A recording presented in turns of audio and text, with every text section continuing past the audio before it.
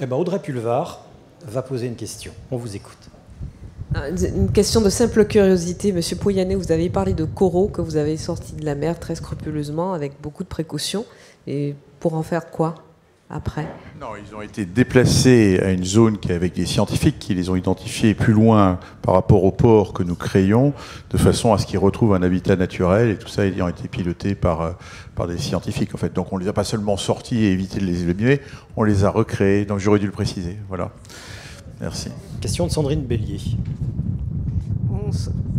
Je crois qu'on peut tous se réjouir de cette belle assemblée et des engagements qui ont été pris par les uns et les autres. Et quelle est l'étape suivante?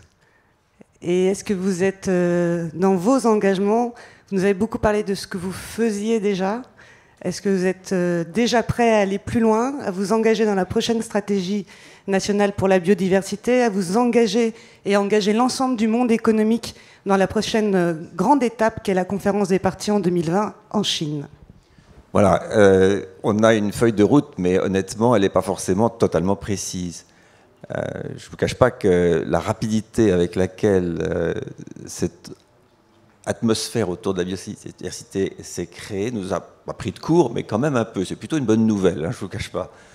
Alors évidemment, nous participerons à ces manifestations dont vous venez de parler. On verra exactement sous quelle forme.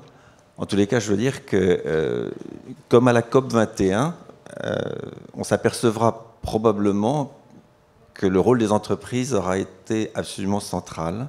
En tous les cas, on ne pourra pas faire sans les entreprises. Et moi, je compte sur vous tous pour pouvoir le démontrer. Je n'ai pas beaucoup de doutes d'ailleurs là-dessus, mais je pense que ce qu'on vient de vivre là, évidemment, c'est un peu un patchwork, un peu un puzzle assez, je dirais, non homogène. Mais au fond, quand on voit le fil directeur, il me semble que c'est un mouvement qui ne reviendra jamais en arrière. Alors, le plan de travail date à date, Claire, aidez-moi, parce que vous êtes dans le...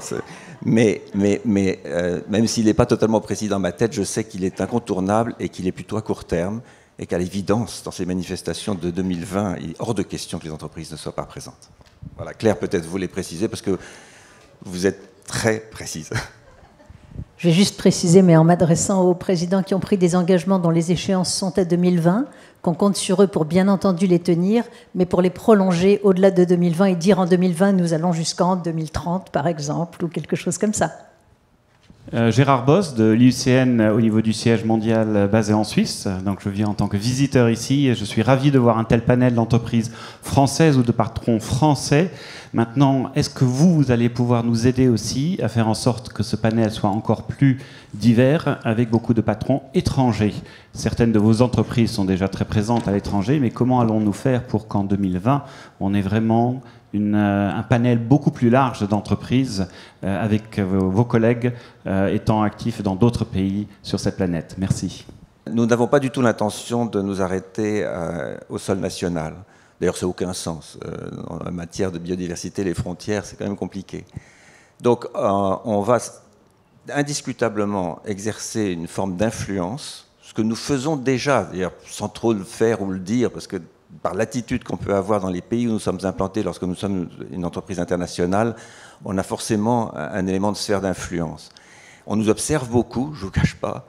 On est très scruté.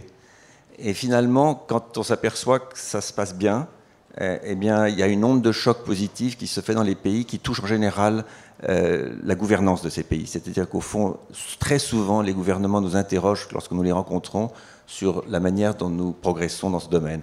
Donc je suis assez optimiste, si vous voulez, parce qu'il y a un effet d'influence, j'ose pas dire d'émulation, mais enfin pas loin, qui devrait porter ça sur le plan international. Voilà, et je pense que les COP seront un élément de cristallisation de ça.